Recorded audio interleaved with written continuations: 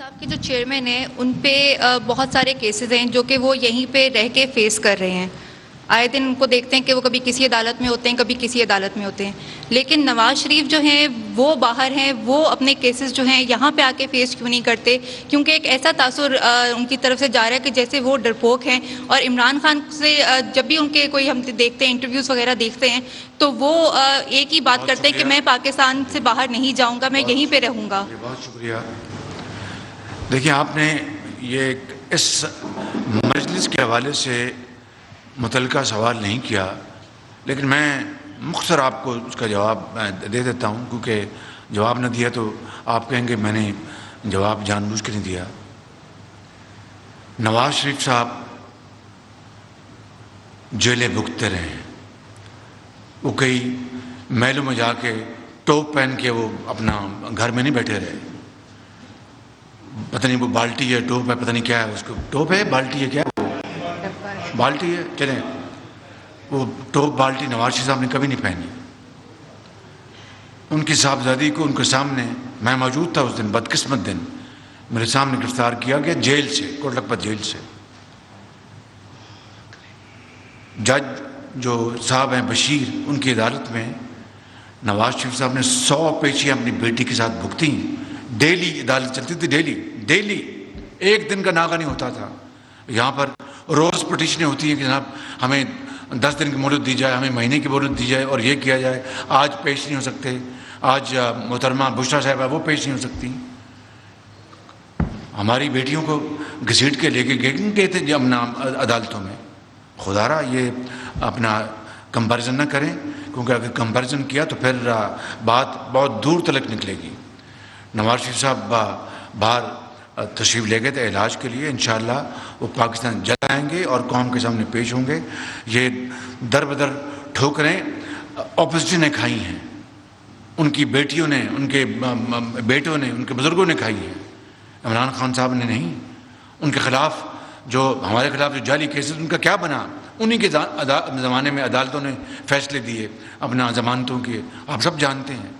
آج اگر ٹھوس بنیادوں پر, چاہے وہ فارن فنڈنگ کا کیس ہے, چاہے وہ توشہ خانہ, مجھے بتائیں توشہ خانہ کے کیس میں جعلی رسید, یہ ہے وہ اپنا شخص کی کرتوت جو پوری اپنا اپوزیشن کو چور اور ڈاکو کہتا تھا. جعلی رسید بلا خوف تردید میں آپ کو بتا رہا ہوں. اور تحفہ کون سا, خانہ کعبہ کی جو ماڈل ہے وہ گھڑی, جو پتہ نہیں کتنے کروڑ روپے کی اس کی مالیت ہے, اس کو بیچ دیا دبئی میں, اور رسید اسلام آباد کے دکاندار سے لی. دکاندار بھی مکر گیا یہ میری رسید ہے نہیں. اور جس نے اپنا گھڑی خریدی, گھڑی تو میں نے خریدی ہے دبئی میں. اس سے بڑا قوم کے ساتھ جال سازی, فریب, دھوکہ, ڈاکہ اور چور بازاری کیا ہو سکتی ہے؟ معاف کیجئے میرا منہ نہ کھلوائیں, یہ محفل کسی اور کام کے لیے. اطمینان صاحب, ایک سیکنڈ, اطمینان صاحب, ایسے ایک منٹ, اطمینان صاحب.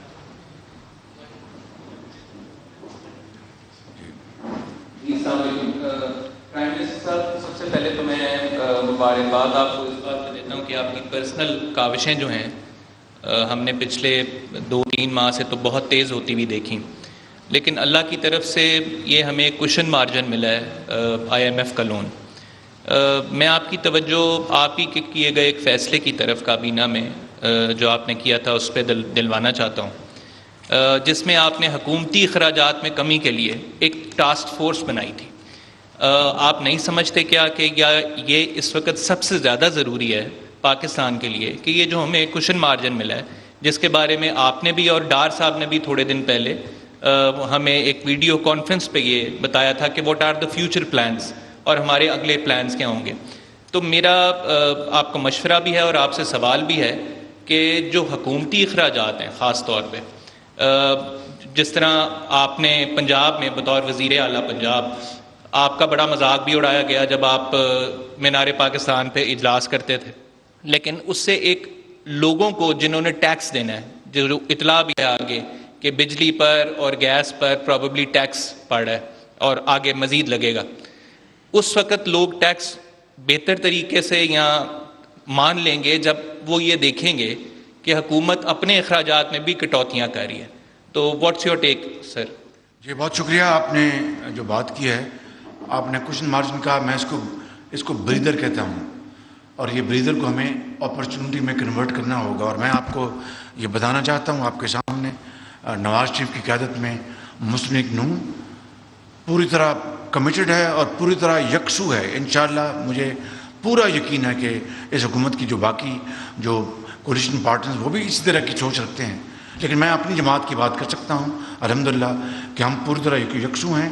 سب سے پہلے نواز شریف اور اس کی پارٹی اس میدان میں آگے بڑھے گی، قربانی اور اظہار کا مظاہرہ کریں گے جس حالت میں. اگر ہم اپوزیشن میں ہیں تو اس حالت میں، اگر ہم حکومت میں ہیں تو آپ دیکھیں گے انشاءاللہ کہ کسی چیز سے ہم اپنا پیچھے نہیں ہٹیں گے، اور بڑی سے بڑی جو قربانی ہے وہ ہم آگے لے کے آئیں گے انشاءاللہ. یہ آپ ضرور دیکھیں گے. اور اس کا مظاہرہ اپنا ابھی ہم کر چکے. جو آپ نے بات کی کہ جو ٹاسک فورس بنی اس میں اب آپ کو میں یہ اور مجھے آپ کو بھی اور مجھے بھی اور آپ کو بھی اس بات کی پوری تحسین دینی چاہیے کہ جن لوگوں نے مجھے آ کے کہا کابینہ کے کہ وزیر اعظم ہم اپنی تنخواہ جو ہے وہ فورگو نہیں کر سکتے، آپ ہمیں اس سے باہر رکھیں. میں نے بڑی خوشی سے ان کی بات مانی. ان میں سے ایک ہمارے وزیر تھے، انہوں نے کابینہ میں کہہ دیا، وہ بیچارے شہید ہو گئے. وہ بڑے نیک پارسا آدمی تھے.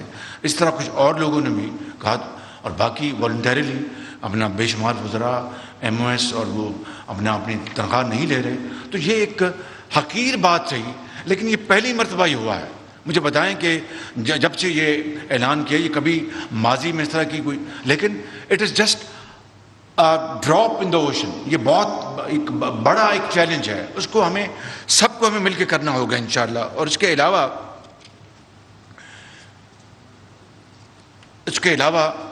جو میں بات جو کرنا چاہتا تھا، یہ بھی مجھے ڈار صاحب نے بھی یہی بتایا کہ آسٹیرٹی میجر جو ہیں یہ ایکسٹینڈ کیے گئے ہیں اس اگلے سال میں بھی. جو موجودہ جو بجٹ ہے جو 2023-24 اس کو بھی ہم نے کیا. اب دیکھیں کہ جو اپنا سینٹ میں چیئرمین سینٹ میں خود کہہ دیا کہ میں تنخواہوں میں اضافے کا میں نہیں کروں گا، اس کو ہم وڈرا کریں گے. بڑی اچھی بات ہے، اس کی تحسین کرنی چاہیے، ہمیں ان کو شاباش دینی چاہیے. اور بھی میرے پاس پریشر تھا، میں نے کہا میں تنخواہیں نہیں بڑھاؤں گا. تو یہ چھوٹی ایک سٹیپس ہیں، لیکن قطرہ قطرہ جو ہے وہ سمندر بنتا ہے. میرا یہ ایمان ہے کہ مسافر شب کو اٹھتا ہے جو جانا دور ہوتا ہے. جی عدنان، نہیں ایک سیکنڈ، ایک منٹ، یہ باری باری ہو رہا ہے اس کو. عدنان آپ بات کر رہے ہیں، اس کے بعد ان کو دیتا ہوں. جی جی. اس وقت دو کوشچن میں ایک کوشچن میرا پورے پاکستان کے جرنلسٹ کمیونٹی کی طرف سے ہے، اور ایک میرا آج کے آپ کے متعلقہ اس موضوع کی جانب سے. ایک تو میڈیا پر جو پابندیاں اس وقت پورے پاکستان کے اندر ہم فیس کر رہے ہیں، یہ میڈیا کے حوالے سے، پابندیوں کے حوالے سے ایک بدترین دور ہے. ایک تو یہ فرما دیجئے کہ یہ پابندیاں کب اور کیسے ختم ہوں گی کہ جرنلسٹ کو اپنی مرضی سے لکھنے اور بولنے کی اجازت مل جائے. جو فریڈم آف ایکسپریشن جس کے مسلم لیگ نون، پیپلز پارٹی، تمام پولیٹیکل پارٹیاں وہ اس کی دائی ہیں، دعوے دار ہیں، لیکن عملاً اس طرح نہیں ہے. دوسرا، آپ نے بھی ایک معاشی پلان کی بات کی کہ پیرالل ہم آئی ایم ایف کے جو قرضے ہیں ان سے جان چھڑوا سکتے ہیں. بہت اچھی بات ہے، ہمیں پاؤں پہ کھڑا ہونا ہے. لیکن کیونکہ حکومت کا ٹینیور ختم ہونے جا رہا ہے، آگے اگست کے اندر اس کا ٹینیور ختم ہوگا، انٹرم گورنمنٹ آئے گی اور اس کے بعد نئی گورنمنٹ آئے گی. اس پلان کو کیسے آگے لے کے جایا جائے گا؟ کیونکہ اس گورنمنٹ کا جب ٹینیور ختم ہوگا اس کے بعد تو انٹرم اور اگلی گورنمنٹ پہ ہے. بہت اچھا یہ آپ کا سوال تھا. میں پہلا سوال جو ہے پابندیوں کے بارے میں، میں کسی پابندی کے حق میں نہیں ہوں. اور جو پیمرا کے قوانین ہیں، وزیر اطلاعات موجود ہیں، وہ اس کو ضرور اس کو ڈیل کریں گی. آپ کی اگر کوئی جائز بات ہے تو اس کو ہم بالکل سر آنکھوں پر. لیکن پھر میں ماضی میں جھانک نہیں چاہتا، لیکن ماضی قریب میں آپ جھانکیں تو جو کچھ ہوتا رہا وہ آپ کے سامنے ہے. لیکن یہ کہنے کے باوجود پھر میں کہوں گا کہ میں پابندیوں کے حق میں نہیں ہوں بالکل، اور آپ کی جائز باتوں کو ایڈریس ہونا چاہیے. اور جو بات آپ نے کہی کہ یہ جو میں نے اقتصادی جو پلان دیا ہے، تو یہ ہماری تو گورنمنٹ 45 دن میں بالکل آپ بالکل ٹھیک کہا آپ نے، بڑا صحیح آپ کا سوال ہے. دیکھیں کہ ایک ایک دن، ایک ایک لمحہ اس قوم کے لیے میں سمجھتا ہوں کہ لمحہ غنیمت جاننا چاہیے کہ پوری کوشش کر کے.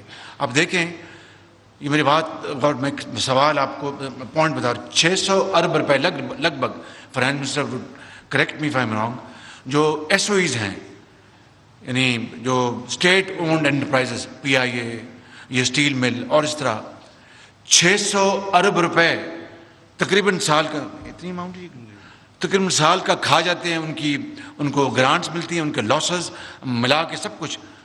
کیا یہ غریب اب یہ جو آئی ایم ایف کا پروگرام ہے, $3 بلین ملنا ہے, 600 ارب کا مطلب ہے روپوں میں $2 ارب بنتے ہیں یہ. تو اگر اسی طرح رہا تو آپ پاؤں پر کھڑے ہونے کے لیے آپ لاکھ جتن کر لیں, کامیابی نہیں ہوگی جب تک کہ جس کا کام اس کو ساجے. یہ کام پرائیویٹ سیکٹر کا ہے. حکومتیں اپنا جو ایئر کمپنیاں, اسٹیل ملیں, اسٹیمل پلانٹس, اپنا پیٹرولیم انڈسٹریز, ٹیکسٹائل, یہ حکومتوں کا کام نہیں ہے. حکومتوں کا کام ہے ان کو پالیسی دینا, فیسیلیٹیٹ کرنا, ان کو ون ونڈو کے ذریعے ان کی مدد کرنا.